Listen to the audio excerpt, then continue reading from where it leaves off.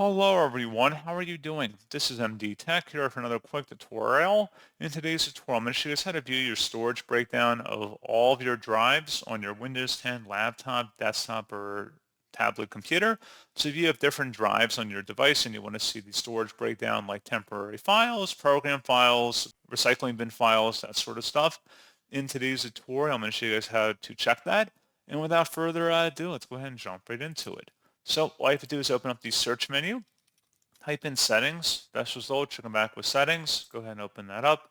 You want to select the system tile, and then underneath system, you want to select where it says storage. And then on the right side, you want to scroll down and select where it says view storage usage on other drives. And then if you have any other drives on your device, they'd be listed here, and you could select them, and then you could view the breakdown of the storage on any of those drives. And that's pretty much it. So as always, thank you guys for watching this brief tutorial. I do hope that was able to help you out, and I do look forward to catching you all in the next tutorial. Goodbye.